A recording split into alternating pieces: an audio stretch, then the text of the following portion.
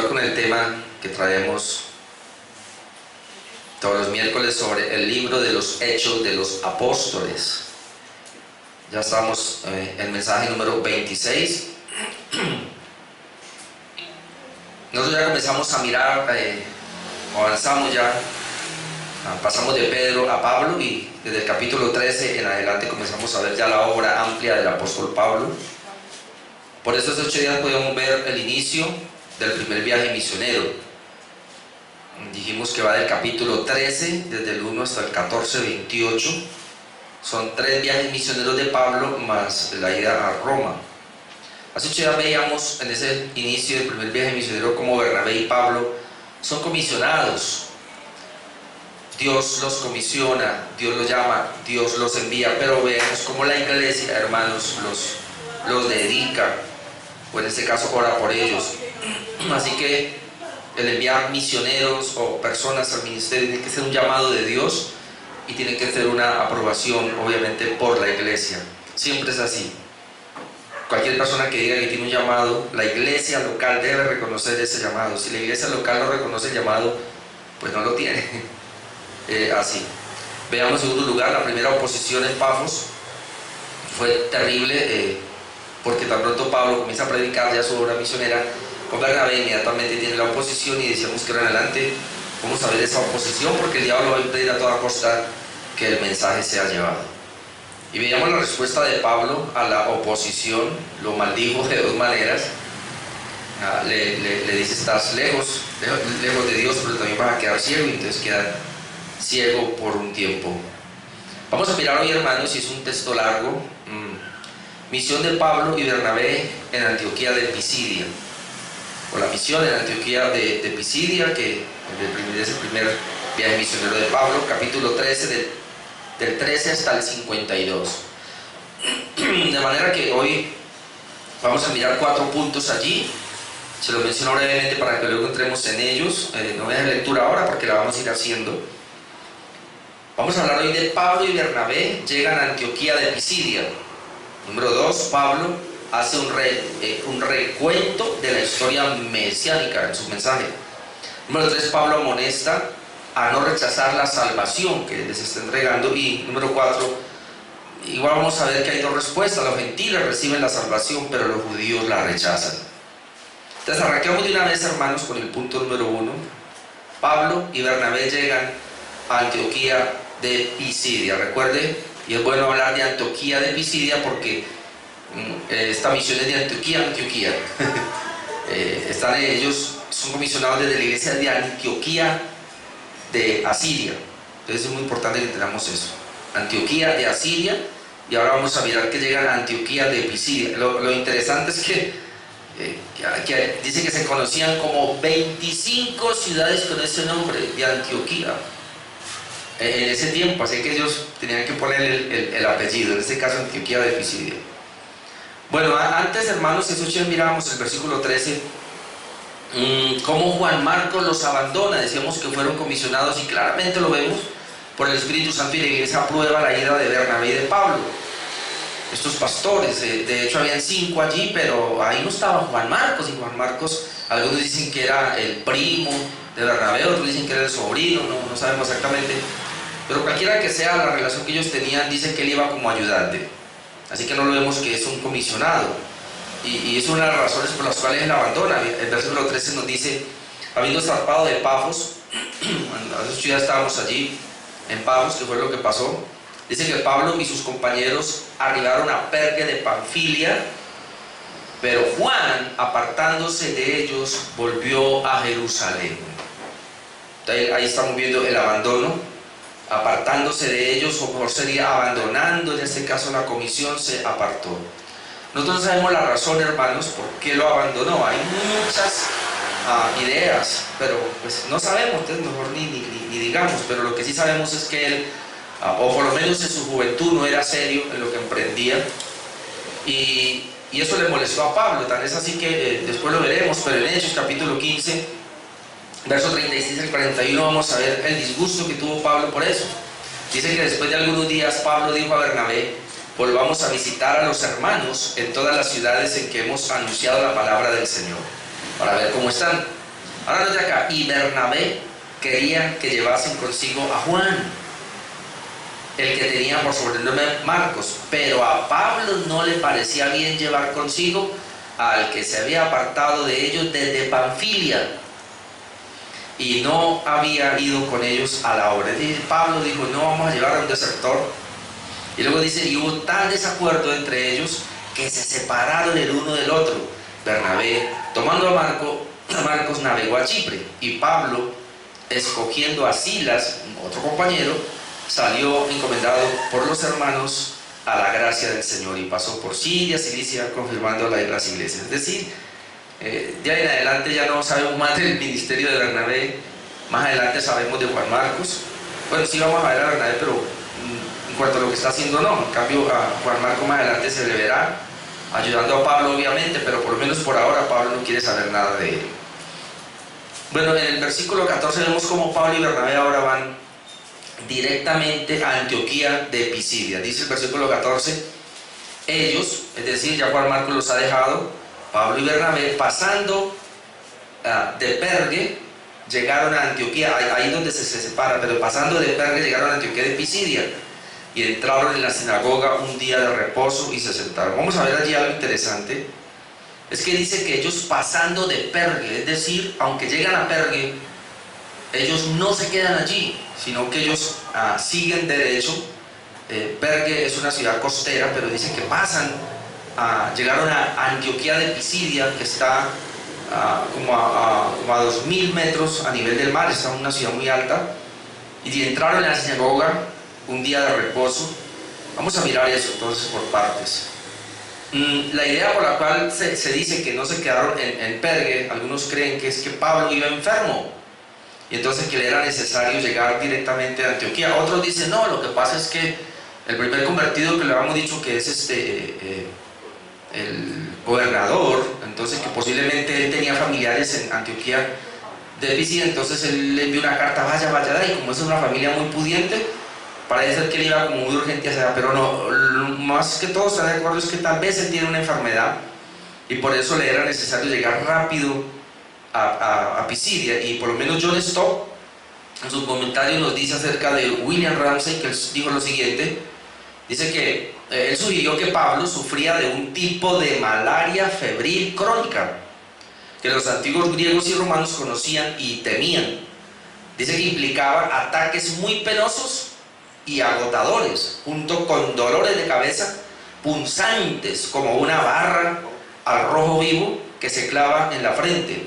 Tal vez se conoce como su aguijón en la carne, que él posteriormente dice, y que era esa fiebre la que requería el abandono del clima, debilitándole de la llanura costera baja, es decir, ahí en esa llanura donde estaba el Pergue, ahí se debilitaba, y a pesar de la difícil trepada que eso implicaba para llegar al tonificante fresco de la meseta taurina alrededor de, dije 1200 metros sobre el nivel del mar. ¿Cuánto hay el 18? No recuerdo ahora. Tal vez fue esta circunstancia, dice, la que explica por qué los misioneros no se quedaron para evangelizar en Pergue, cosa que hicieron en el viaje de regreso. Es decir, de para acá sí arriman a Pergue y de para acá sí evangelizan, pero de para allá no lo hacen. Hay una urgencia, hay una emergencia, y muchos creen que como Pablo estaba enfermo y por seguir así, que esa es una de las razones por las cuales Juan Marcos abandona, o que él también sintió algo, yo no sé, o tal vez porque iban de pronto, hasta ahora habían navegado en el mar, pero ahorita ellos van a ir a Antioquía y al subir, se dice que eran alrededor de 150 kilómetros caminando y que tenían que atravesar montañas, ríos, todo eso, una parte más fría donde iba a estar mejor Pablo. Puede ser en Gálatas capítulo 4, y recuerden precisamente las iglesias de Galacia que fundó Pablo en ese sector por ahí, precisamente tiene que ver con este primer viaje misionero, allá precisamente en Antioquía de Pisidia.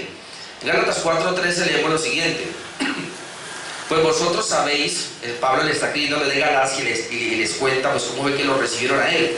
Es el primer viaje misionero, y se refiere yo creo que a eso. Dice, pues vosotros sabéis que a causa de una enfermedad del cuerpo os anuncié el evangelio al principio. Es decir, Pablo le dice a los de Galacia, Cuando yo fui a anunciarle el evangelio, yo iba enfermo. Y luego dice, y no me despreciasteis ni desechasteis por la prueba que tenía en mi cuerpo, antes bien me recibisteis como a un ángel de Dios, a pesar de que llegó enfermo a predicarles, como a Cristo Jesús. Pero mire el 15, ¿dónde pues está esa satisfacción que experimentabais? ¿Por qué le están reclamando? Porque ahora están diciendo, no, ¿qué va Pablo? Porque os doy testimonio de que si hubieseis podido, os hubierais sacado vuestros propios ojos para dármelos. Es decir, Pablo, entonces algunos dicen que Pablo llegó a enfermo con un problema de los ojos, pero según este Ramsay lo que nos está diciendo es que tal vez sí, esa enfermedad que tenía, tenía dolor de cabeza, pero unos punzadas que le llegaban al ojo y que lo hacían lagrimear, lo hacían llorar. Puede ser. Y también cuando Pablo está relatando todas las pruebas que le pasó por causa del Evangelio, en 2 Corintios capítulo 11, en el versículo 26 vamos a ver que él menciona por lo menos 3 características o 3 dificultades que él enfrentó y se cree que se refiere a ese viaje. 2 Corintios 11, 26 dice, él está en peligro, dice, en caminos, muchas veces, me parece que se habla de ese camino, un camino muy difícil, en peligros de ríos, o sea, atravesando ríos, entonces se cree que iba por ahí, y peligro de ladrones. Entonces se apunta, porque se dice que ese viaje que hizo Pablo y Bernabé, había muchos ladrones por allí, asaltaban en los caminos, entonces era bastante peligroso y se cree que Pablo hablaba de eso. Ok, eso es cuanto al viaje. Ahora, la razón por la cual dice que Pablo llegaron a la sinagoga. Ellos llegaron a una sinagoga judía en Pisidia, en Antioquía de Pisidia. Ahí había una sinagoga judía, es decir, y esa sinagoga estaba compuesta por judíos y prosélitos, o los que se le conoce como temerosos de Dios. ¿Y por qué llegó allá? En Romanos 1:16 está la clave, porque dice, porque no me avergüenzo del evangelio, porque es poder de Dios para salvación a todo aquel que cree. Note lo que dice, al judío primeramente y también al griego. La razón por la cual cuando Pablo llega a una ciudad y el primero a una sinagoga judía es porque él entendía que el evangelio primeramente tenía que ser para los judíos. Y entonces en el verso 15 vemos que los principales de la sinagoga, pues después de que están allí ya entonces les piden que hablen, y ahí donde Pablo entonces va a comenzar a dar uno de los más grandes discursos, un discurso muy parecido al de Pedro. Creo que fue más largo el de Esteban, pero bueno, pero son discursos, hermanos, muy cristológicos, y eso es lo que vamos a tratar de ver ahora. Versículo 15 nos dice, y después de la lectura, es decir, ellos entran a la sinagoga y se sientan, pero luego dice, y después de la lectura de la ley y de los profetas, que era lo que normalmente hacían en una sinagoga, ellos leían la ley de Moisés, leían los profetas, luego daban algún discurso, pero en este momento dice, los principales de la sinagoga, recuerden que la sinagoga mínimo tenía 12 varones, los principales de la sinagoga mandaron a decirles, varones hermanos, si tenéis alguna palabra de exhortación para el pueblo, hablad. Es decir, ellos le piden a Bernabé y a Pablo que hablen, qué palabra traen para la sinagoga. Algunos comentaristas dicen que lo que pasa es que parece ser que Pablo, como él era, pues, digamos, del Sanedrín, y él era un sacerdote, digamos, en ese momento, por su oficio de pronto como un sacerdote, parece ser que llevaba una vestidura de alguna manera, como, sí, se me va la palabra, no es levita, sino, bueno, y entonces, al verlo de esa manera, usted puede traer una enseñanza, pues necesitamos que nos hable, bueno. Entonces esa fue la llegada allá cuando llegan a Antioquía de Pisidia. Ahora, punto número 2, Pablo hace un recuento de la historia mesiánica, y ese es el mensaje que él da. Ahora entendamos, hermanos, cuál es el contexto. Es una sinagoga judía, aunque hay prosélitos, es decir, gentiles que abrazaron el judaísmo, ellos no son cristianos, ellos son judíos pero no son cristianos. Pero a Pablo lo que tiene que ir es a llevarles el evangelio. Entonces por eso vamos a ver Pablo, y como ellos le dan la oportunidad, bueno, traen una palabra, hablen. Entonces Pablo aprovecha, se pone de pie, mire lo que dice versículo 16. Entonces Pablo, levantándose, echa señal de silencio con la mano, dijo, varones israelitas y los que teméis a Dios, oíd. Los comentaristas dicen que aquí, cuando Pablo hace señal de silencio, él está dando dotes de un tremendo orador. porque en esa época eso era lo que hacían los oradores realmente. Entonces parece ser que él era muy versado en esto, y él pasa como un orador, hace señal de silencio con su mano, y luego se dirige al auditorio: varones israelitas, los judíos que están allí, y los que teméis a Dios, es decir, los prosélitos o los temerosos de Dios, que son los que han abrazado el judaísmo, gentiles que abrazaron el judaísmo. Versículos 17 al 18, vemos que Pablo les habla de la liberación de la esclavitud en Egipto, y ahí comienza entonces a hablar acerca de el mesianismo, es decir, porque él tiene que llevar precisamente, él lleva el evangelio, pero antes de hablar de Cristo tiene que hablar de esa historia.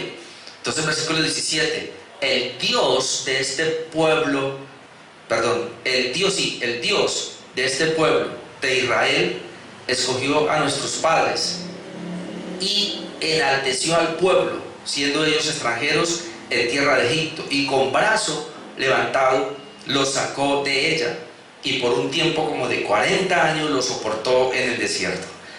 Él comienza a hablar, y lo primero que él dice es: el Dios de este pueblo de Israel escogió, note la palabra, a nuestros padres. Es decir, lo que podemos ver acá es que Dios es el que escoge, Dios es el que enaltece o engrandece, en este caso a los padres, pero también dice que los soportó, aunque lo levantó y lo llevó por el desierto, dice que también lo soportó allí. Esto lo lleva a Josué 24, 2 al 3, y muy importante lo que él va a mostrar acá, porque Josué 24, 2, 3 nos dice: y dijo Josué a todo el pueblo, así dice Jehová, Dios de Israel, vuestros padres, como dice allá, el Dios de este pueblo escogió a nuestros padres. Entonces vamos a ver cómo fue. Dice: vuestros padres, dice Josué, habitaron antiguamente al otro lado del río, esto es Taré, padre de Abraham y de Nacor, y servían a dioses extraños. Es decir, cuando Dios comenzó a formar el pueblo de Israel, que dice que los escogió, aquí dice que ellos antes eran unos idólatras, ellos servían a dioses extraños, y Dios le dice, verso 3, y yo tomé a vuestro padre Abraham del otro lado del río, donde lo tomé, lo traje por toda la tierra de Canaán, y aumenté su descendencia y le di a Isaac. Es decir, el pueblo de Israel, lo que le está diciendo aquí es que fue formado por Dios. Dios lo escoge, Dios lo trae, Dios lo levanta. Por eso él dice acá, mira, ese pueblo de Israel al cual ustedes pertenecen y al cual los prosélitos hacen parte ahora, fue escogido por Dios. Él escogió a nuestros padres, Él es el que lo ha enaltecido. Los trajo de una tierra extranjera, de Egipto, con brazo. Dice que levantado los sacó de esa tierra, y por un tiempo como de 40 años los soportó en el desierto. Yo pensaba en esa palabra, los soportó. No tengo tiempo para mirar todo allá, pero lo que sí quiero mostrar acá, hermanos, es que Dios así ha hecho y así hace siempre. En 1 Corintios 1, 28 al 29 uno lee por lo menos: y lo vil del mundo y lo menospreciado escogió Dios, y lo que no es, para deshacer lo que es, a fin de que nadie se jacte en su presencia. Entonces Dios siempre ha escogido a aquel que quiere tener como su pueblo. Así que Pablo está preparando el ambiente para decir: ustedes están aquí y ustedes pertenecen a Israel, pero Dios los escogió. En el versículo 19 al 20, ahora Pablo les habla de la posesión de la tierra prometida y de los jueces. Brevemente, él está haciendo un recorrido mesiánico. Dice: y habiendo destruido 7 naciones en la tierra de Canaán, le dio en herencia su territorio. Después, por 450 años, le dio jueces hasta por el profeta Samuel. En Deuteronomio 7, 1 al 2 nos habla por lo menos de esa parte de las 7 naciones que le entregó, porque dice que habiendo destruido 7 naciones, dice acá Deuteronomio 7, 1 y 2, cuando Jehová Dios te haya introducido en la tierra en la cual entrarás para tomarla, y hayas echado delante de ti a muchas naciones, y aquí están: al Eteo, al Gergeseo, al Amorreo, al Cananeo, al Fereceo, al Heveo y al Jebuseo, 7 naciones mayores y más poderosas. De aquí es que toma el apóstol Pablo, pues para dar esa palabra. 7 naciones más poderosas que tú, y Jehová tu Dios las haya entregado delante de ti y las hayas derrotado, las destruirás del todo, no harás con ellas alianza ni tendrás de ellas misericordia. Entonces está haciendo un recuento de la historia. Ahora usted puede ver que Pedro hizo algo similar, y sobre todo Esteban. Entonces esa es la manera como se predica, porque uno a veces, no sé si usted ha pensado, bueno, nosotros los predicadores de ahora tenemos de dónde echar mano, tenemos todo un Nuevo Testamento, tenemos toda una revelación, pero ¿cómo predicaban ellos si no tenían el Nuevo Testamento? Entonces, ¿cómo presentaban el Evangelio? Tenían que acudir, ir al Antiguo Pacto y coger allá y elaborar desde allá su mensaje, y eso es lo que está haciendo Pablo acá. Después de esto dice que les habla de la época de los reyes. Él viene haciendo un recorrido, está diciendo, miren quién los eligió, todo lo que está pasando, y luego les viene diciendo, es decir, Dios está detrás de todo esto. Ahora miren que les habla ahora de la época de los reyes hasta Cristo, versículo 21 al 23, le dice, luego pidieron rey, y Dios les dio a Saúl, hijo de Cis, varón de la tribu de Benjamín, por 40 años. Quitado este, le levantó por rey a David, de quien dio también testimonio diciendo, he hallado a David, hijo de Isaí, varón conforme a mi corazón, quien hará todo lo que yo quiero, es decir, distinto a Saúl. Dice que de la descendencia de este y conforme a la promesa, Dios levantó a Jesús por Salvador a Israel. Note, de una vez, ahí entra el mensaje de Cristo. Después de que lo viene trayendo, llega un momento, ¡pum!, de una vez entró el mensaje de Cristo. No es a David, David es un tipo de Cristo, pero del linaje de David, de la descendencia de David, conforme a esa promesa, Dios levantó a Jesús por Salvador a Israel. Ahí yo creo que los que estaban allí, ¿qué es lo que está pasando acá? Ahora, esto es interesante porque en 1 Samuel 13 al 14 vemos qué fue lo que pasó realmente para la elección, y esto lo conocían ellos, para la elección de David. Entonces Samuel dijo a Saúl, locamente has hecho, cuando Saúl desobedece y le dice, no guardaste el mandamiento de Jehová tu Dios que él te había ordenado, pues ahora Jehová hubiera confirmado tu reino sobre Israel para siempre, mas ahora tu reino no será duradero. Jehová se ha buscado un varón conforme a su corazón. A eso está apuntando Pablo, al cual Jehová ha designado para que sea príncipe sobre su pueblo, por cuanto tú no has guardado lo que Jehová te mandó.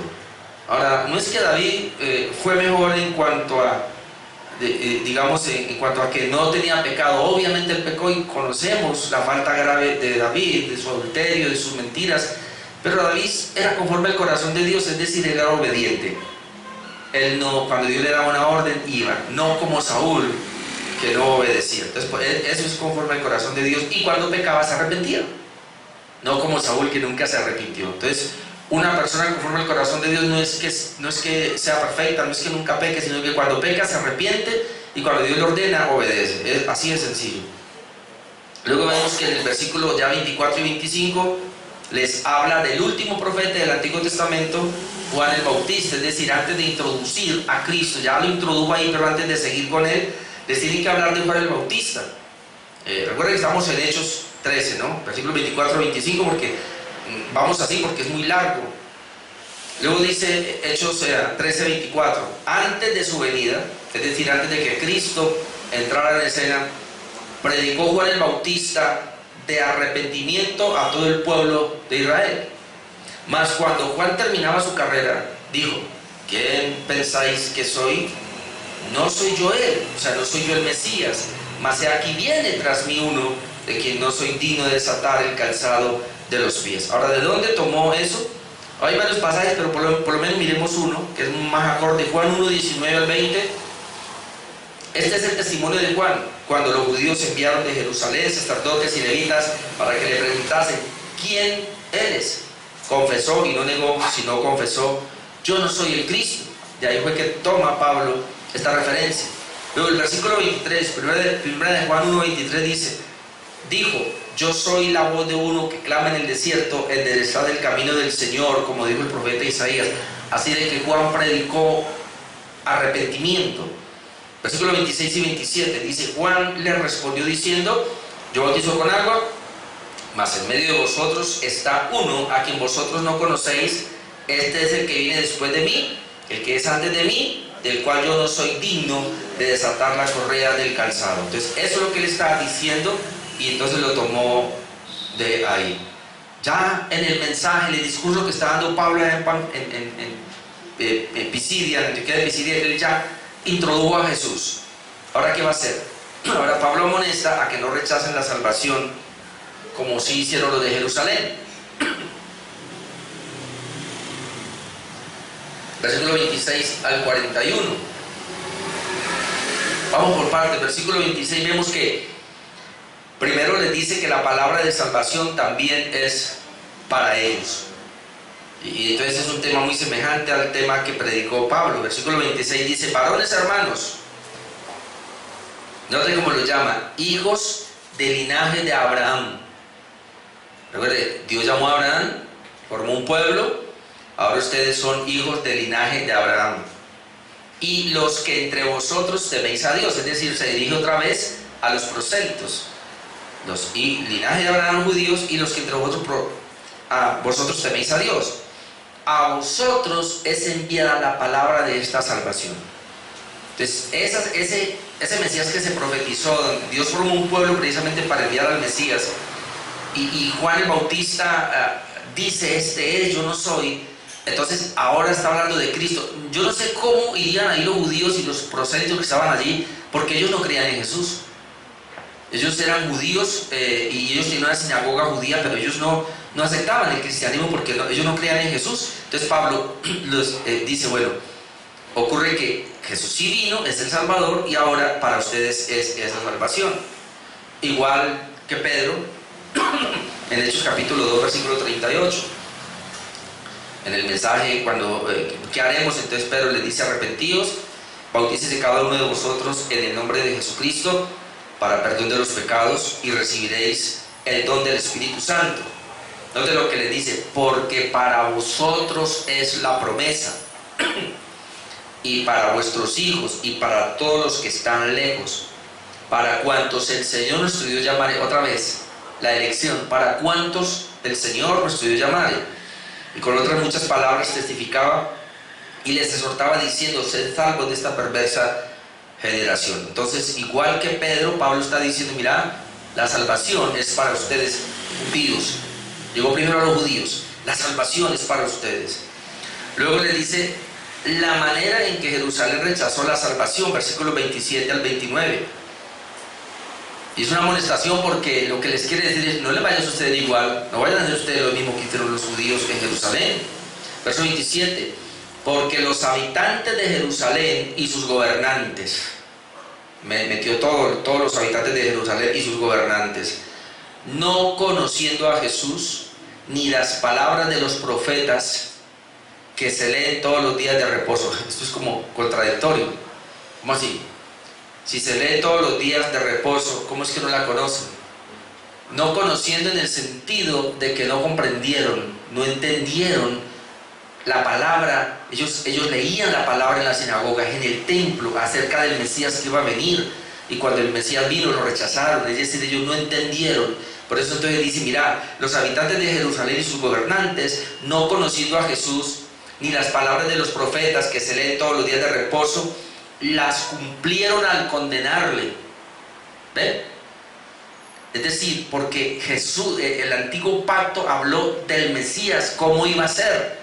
Y cada vez que ellos rechazaron a Jesús y lo vilipendiaban y lo azotaban y lo llevaron a la cruz hasta que lo mataron, sean judíos o gobernantes, estaban cumpliendo exactamente lo que estaba profetizado en el Antiguo Testamento. Eso es lo que les está diciendo. Y sin hallar en él causa digna de muerte, pidieron a Pilato que se le matase.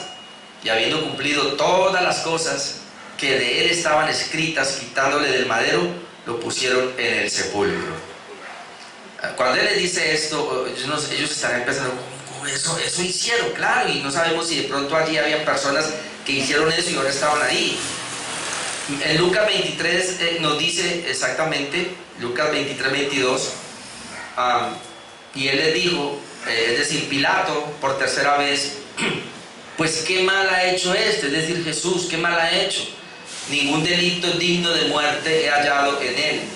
Le castigaré pues y le soltaré. Eso fue lo que quiso hacer Pilato. Mas ellos instaban a grandes voces diciendo que fuese crucificado. ¿Vio? Y luego dice, y las voces de ellos y de los principales sacerdotes prevalecieron. Entonces Pilato sentenció que se hiciese lo que ellos pedían y le soltó a aquel que había sido echado en la cárcel por sedición y homicidio y a quien habían pedido, y entregó a Jesús a la voluntad de ellos.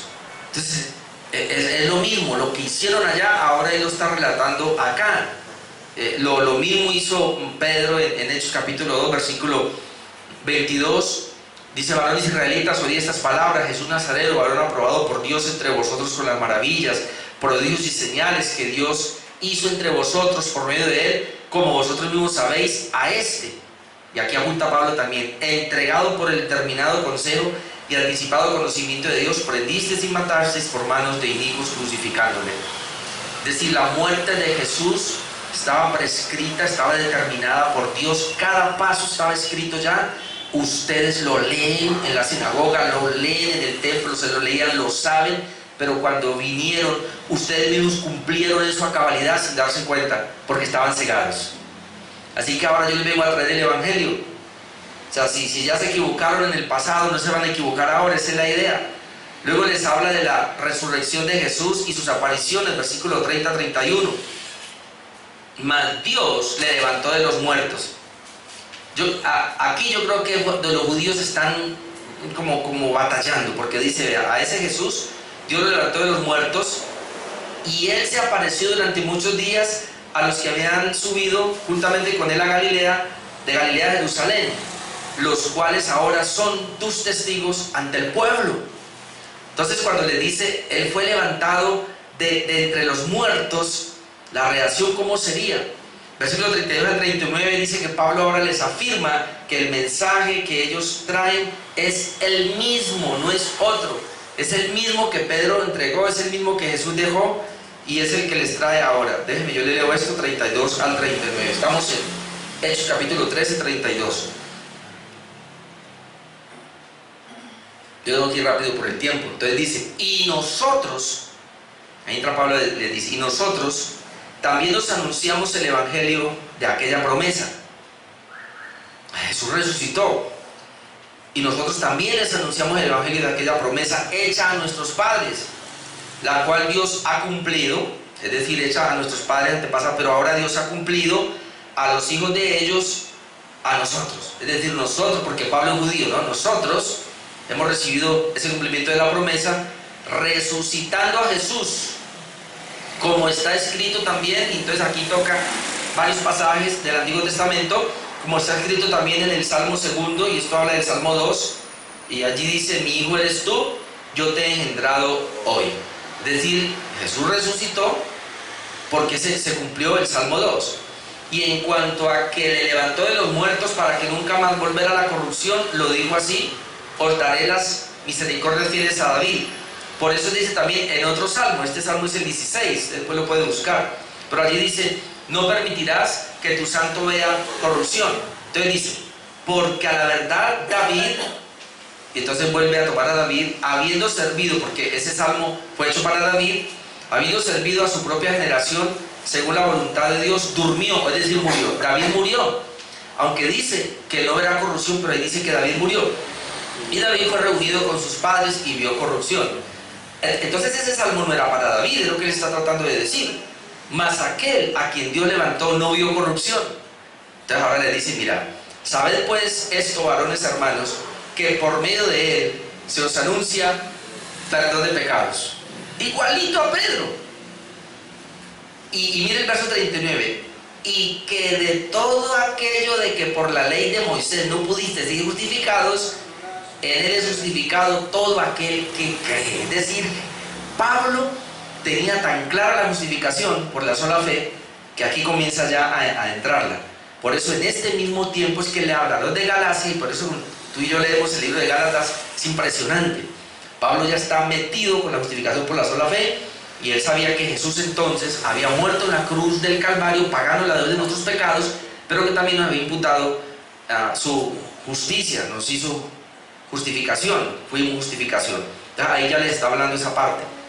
Los versículos 40 y 41, ahora Pablo les advierte del peligro de menospreciar el mensaje. Bueno, si esto es así, entonces verso 40-41, mirad pues que no venga sobre vosotros, y esta es una advertencia, lo que está escrito en los profetas. Entonces va a mencionar aquí que está escrito en los profetas. Va a Habacuc 1, dice: mirad, oh menospreciadores, y asombraos y desapareced, porque yo hago una obra en vuestros días, obra que no creeréis si alguno os las contare.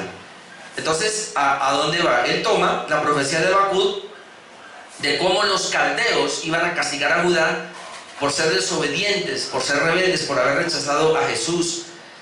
Y entonces Habacuc 1, del 1 al 6, es la profecía, dice: mirad entre las naciones y ved y asombraos, porque haré una obra en vuestros días, una gran obra en vuestros días, que aun cuando se contare no la creeréis.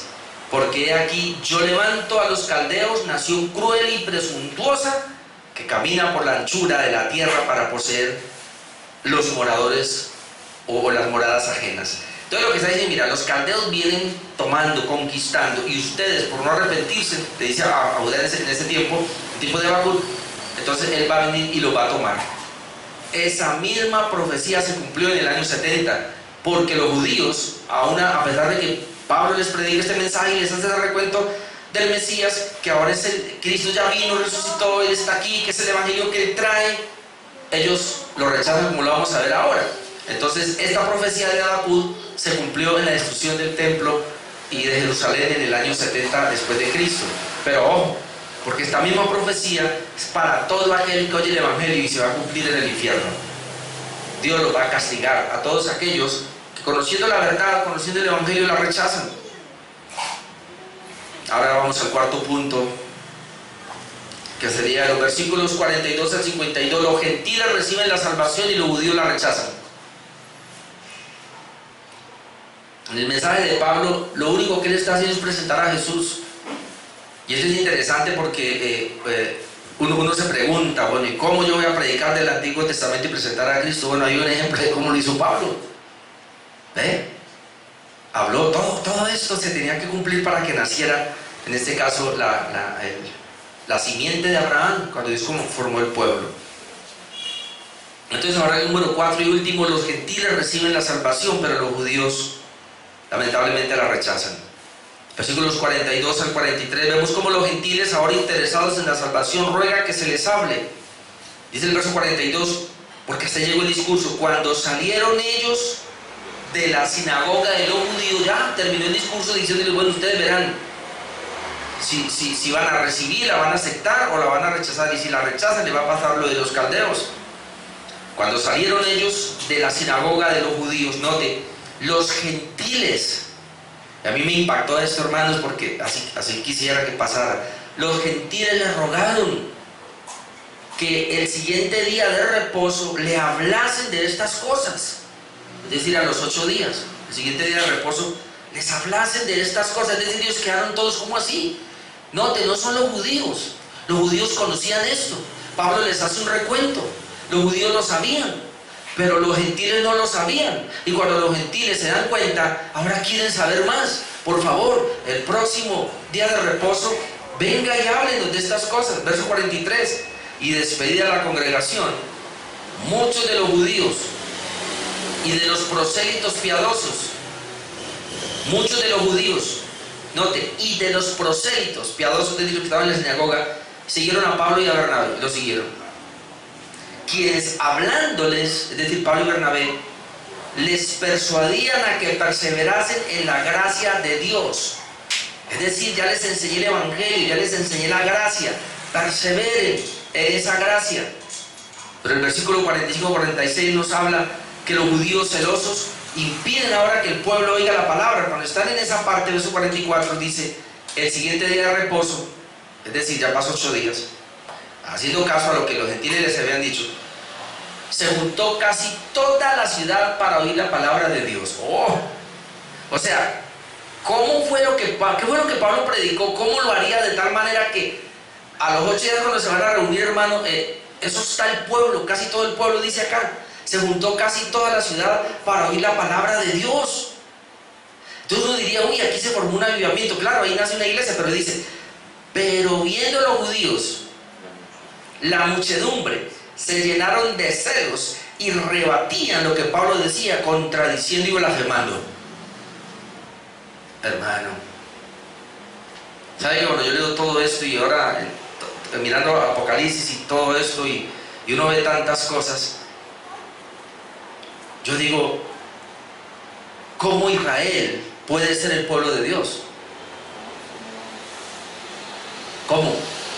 Si lo único que están haciendo es rechazando, por donde quiera que se le mire, están rechazando al Mesías, lo están rechazando, y hasta el día de hoy lo siguen rechazando. Yo no sé, pero yo estoy convencido que todos estos murieron rechazando a Jesús, fueron al infierno, y estoy convencido que los que por 2000 años han rechazado a Jesús se van para el infierno. Así que no es un pueblo de Dios. No puede ser pueblo de Dios en Israel, no puede ser. El remanente sí, los que creen, igual que los gentiles que creemos en Jesús, son el pueblo de Dios. Pero aquí vemos que ellos dicen, se llenan de celos, en lugar de permitir que la palabra sea llevada, hombre, y los gentiles están viniendo, pero no, entraron, formaron un alboroto, se llenan de celos y comenzaron a debatir lo que Pablo decía, contradiciendo y blasfemando. Entonces Pablo les hace saber que al rechazar la palabra de Dios, que primeramente era para ellos, ahora entonces comienza su ministerio entre los gentiles. Versículo 46 al 49, mire. Entonces Pablo y Bernabé, hablando con denuedo, llenos del Espíritu Santo, dijeron: a vosotros a la verdad era necesario que se os hablase primero la palabra de Dios. Lo deja clarito. Vinimos y estamos cumpliendo la orden. A ustedes era necesario predicarles primero la palabra de Dios. Mas puesto que la desecháis, la desecharon, y no os juzgáis dignos de la vida eterna. En otras palabras, ¿no me importa la vida eterna? Uy, Padre. Aquí nos volvemos a los gentiles, dice Pablo, nos volvemos a los gentiles porque así nos ha mandado el Señor. Y él toma una promesa para el Señor, creo que es Isaías 49, diciendo: te he puesto para los de los gentiles. Aunque esta palabra es para Cristo, una promesa para Cristo, Pablo la toma porque él está predicando el Evangelio, está cumpliendo la obra de Cristo, a fin de que seas para salvación hasta lo último de la tierra. Entonces, mire, cuando él dice nos volvemos a los gentiles, ustedes no quieren nada con el Evangelio, entonces nos vamos a predicar a los gentiles. Versículo 48, los gentiles oyendo esto se regocijaron y glorificaban la palabra del Señor. Mire, qué precioso esto. Los gentiles se regocijaban y glorificaban la palabra del Señor cuando se dieron cuenta, bueno, Pablo entonces ahora viene a predicarnos a nosotros. Y note lo que dice: y creyeron todos los que estaban ordenados para vida eterna. Estaban escogidos, los gentiles, Dios los había escogido, y creyeron todos los que estaban ordenados para vida eterna, y la palabra del Señor se difundía por toda aquella provincia. Ahora, esto es bien interesante porque note, la palabra del Señor se difundía por toda aquella provincia, es decir, ahí donde todas las iglesias de ese sector del Asia Menor, se fundaron muchas iglesias. Ahora, Cristo como el verdadero Mesías, hermano, obviamente es un tropiezo para los judíos. Y vamos a mirar por qué. En 1 Corintios 1, 23 al 24, Pablo dice lo siguiente: pero nosotros predicamos a Cristo crucificado, para los judíos ciertamente tropezadero, para los gentiles locura, mas para los llamados, solo para los llamados, así judíos como griegos, Cristo poder de Dios y sabiduría de Dios. Ahora, ¿por qué los judíos rechazaron al Mesías? Aquí está claro. Dice Pablo: pero nosotros predicamos a Cristo crucificado. Y es que ahí está el punto. Para los judíos la crucifixión era una maldición. Así que cuando ellos dicen: usted me va a hablar de ese Cristo que vino y fue crucificado allá. Si fue crucificado, la ley dice: maldito el que muere en un madero. Es decir, ese es un maldito por Dios. ¿Cómo me van a decir a mí que crea en él si Dios lo maldijo? Pero ellos nunca entendieron que Dios lo maldijo precisamente por el pecado de ellos. No fue por el pecado de él, pero ellos pensaron: no, era tan pecador Jesús que murió en una cruz, Cristo lo maldijo. Pero no, Cristo fue maldito por Dios, claro, en una cruz, pero no por los pecados de Jesús, sino por los pecados de los escogidos, del pueblo de Dios. Y ellos no aceptaron eso. Por eso dice Pablo: pero nosotros predicamos a Cristo crucificado. Eso no le gusta a los judíos. Ese Cristo que murió crucificado me va a decir ahora que resucitó y me va a decir ahora que es el Mesías. No, Señor, el Mesías que esperamos nosotros es un rey que viene a gobernar. No uno que entra en un pollino y que viene todo manso como una paloma. Ese no es el que esperamos nosotros. Claro, entonces por eso dice, para los judíos Cristo es tropezadero. Y va a ser y seguirá siendo tropezadero. Así que mientras sea tropezadero, eso no es pueblo de Dios. Y para los gentiles, locura. Los gentiles que no entienden.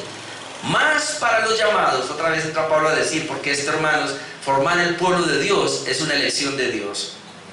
Judíos o griegos, Cristo, poder de Dios, sabiduría de Dios. Luego, volviendo a Hechos capítulo 13, versículos 50 al 51, vamos a ver que los judíos levantaron ahora una persecución contra Pablo y Bernabé. Dice 50, pero los judíos instigaron a mujeres piadosas y distinguidas. No sabemos de qué manera lo hicieron, pero ellos entran allí a persuadirlas y dice, y a los principales de la ciudad. Levantaron un tumulto y levantaron persecución contra Pablo y Bernabé. Y note, y los expulsaron de sus límites. Los echaron a Pablo y a Bernabé. Ellos entonces, sacudiendo contra ellos el polvo de sus pies, llegaron a Iconio, es decir, se fueron. Al ser rechazados, hicieron precisamente lo que Jesús le dijo tanto a los apóstoles como a los discípulos. En Lucas 9:5, cuando Jesús envía a los discípulos, le dice lo siguiente: y donde quiera que os recibieren, y donde quiera que no os recibieren, salid de aquella ciudad y sacudid el polvo de vuestros pies en testimonio contra ellos. Y luego en Lucas 10:11 al 12, cuando envía a los 70 discípulos, les dice: mas en cualquier ciudad donde entréis y no os reciban, saliendo por las calles, decid: aún el polvo de vuestra ciudad que se ha pegado a nuestros pies, lo sacudimos contra vosotros. Pero esto sabed que el reino de Dios se ha acercado a vosotros. Entonces aquí tengo algo de sacudir el polvo de los pies. Dice que es una indicación simbólica de que se ha hecho todo lo que se podía hacer en una situación y por tanto no se tiene más responsabilidad sobre ella. Es decir, se hizo todo lo que se pudo, pero como ellos lo rechazaron, ya no se tiene más responsabilidad sobre ella. Incluso el polvo de las ciudades que rechazaron al Señor era una abominación y no se permitiría que se pegara a los pies de los mensajeros de Dios. Además de decir, ya no hay nada más que hacer por ustedes, por eso nos vamos, sacudimos el polvo, porque no queremos que se nos pegue nada de ese rechazo que tienen contra el Señor. Nosotros amamos al Señor y estamos entregando el Evangelio. No lo vamos a dejar convencer por ustedes que lo rechazan, porque hay mucha gente que se ha dejado convencer, muchos creyentes, inclusive pastores. Yo conozco pastores que han cambiado la predicación, la teología, porque se dejaron convencer de los supuestos que llegaron allí de ciencia, qué sé yo, de toda esta gente evolucionista, se dejaron convencer. Entonces ellos nos sacudieron el polvo.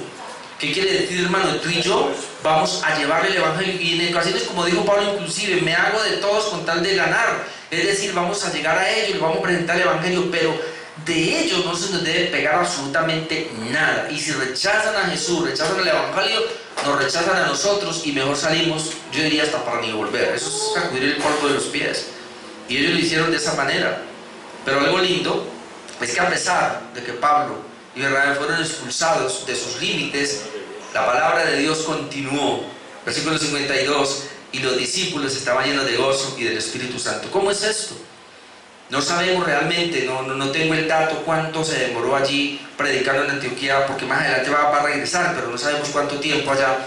Pero lo que sí sabemos, hermano, es que de ahí se desprendieron discípulos, es decir, el evangelio que predicó Pablo allí con ese mensaje, lo que él pudo hacer, quedó una iglesia, se formó una iglesia. De hecho, Pablo levantó varias iglesias allí, se conoce como las 7 iglesias de Asia Menor, pero no eran 7, eran mucho más que 7, una cantidad de iglesias que se formaron allí por la predicación de Pablo. Así que por eso dice, y los discípulos que estaban allí los discípulos estaban llenos de gozo y del Espíritu Santo, aunque Bernabé y Pablo son expulsados y son echados de los límites, pero allí quedó una semilla que pronto se convertiría en iglesias. Salieron pastores y misioneros allí, hermano, a seguir predicando la palabra de Dios por estos hombres que llegaron allí. ¿Qué es lo importante entonces y qué aprendemos, hermano? Toda predicación, y es lo que estoy procurando y le pido a Dios que nos ayude, y eso estamos estudiando con los hermanos, formando predicadores, precisamente eso. Toda predicación tiene que tener a Cristo. Si no tiene a Cristo, hermanos, perdemos el tiempo. Y no importa lo que estemos predicando, tiene que estar Cristo allí, de alguna manera, porque ese es el Evangelio. El Evangelio es Cristo y tenemos que presentarlo, y la Biblia nos da, desde Génesis hasta Apocalipsis está Cristo. Así que tenemos que predicar. ¿Y qué vemos aquí? Otra vez la oposición. No importa la oposición que venga, mi amado hermano, nosotros sabemos lo que el Señor nos envió, para dónde vamos, estamos tan convencidos de lo que tenemos que no importa lo que pase. Vamos a llevar el Evangelio a la gente lo mejor que podamos, vamos a explicarle lo mejor, como lo hizo Pablo acá, entregarle el mensaje de la mejor forma posible. Pero si es rechazado, hermano, ellos van a dar cuenta delante de Dios por lo que hicieron. Y nosotros vamos a otro lugar y seguimos predicando en otro lugar cuando nos rechazan. Hoy vimos entonces la misión de Pablo y Bernabé en Antioquía de Pisidia. Vimos cómo Pablo y Bernabé llegan a Antioquía de Pisidia. Pablo hace un recuento de la historia mesiánica, interesante ese recuento. Luego Pablo amonesta a no rechazar la salvación, porque él ya dijo lo de Jerusalén, la rechazaron, ojalá que ustedes no, pero la rechazan. Entonces vemos cómo los gentiles reciben la salvación, pero los judíos la rechazan, porque ese es el Evangelio, hermanos. El Evangelio es levantada y caída, levantada para unos, caída para otros. El Evangelio, como dijo el mismo Pablo, el Evangelio trae poder de vida para vida o poder de muerte para muerte. Entonces eso lo vamos a ver. Gente que amará al Señor, gente que ha sido escogida por Dios, me da la salvación, y los otros le rechazarán. Pero termino con esto, y es que esto es lo que más dolió mi corazón. ¿Por qué hoy día todavía hay un sector del cristianismo que están diciendo que Israel es el pueblo de Dios? Cuando yo miro esto y veo cómo rechazaron a Jesús y le asesinan, cuando yo veo esto y vemos cómo están rechazando la predicación, en este caso de Pablo, que él va y lo que hacen es sacarlo, lo rechazan de esta manera, digo, ¿cómo ese va a ser el pueblo de Dios? No, mi amado hermano, el pueblo de Dios, como ya sabemos, son los creyentes, sean judíos, sean gentiles. Ahora ese es el pueblo de Dios y se llama la iglesia del Señor. Y me paro y lo sigo creyendo, Dios no tiene dos pueblos, no, tiene un pueblo que es la iglesia del Señor, sean judíos o sean gentiles. El que cree en Cristo, esos son el pueblo de Dios. Así que yo no creo que el pueblo de Israel ahora sea el pueblo de Dios. Dejamos ahí, hermanos, continuaremos en otros días. Vamos a orar.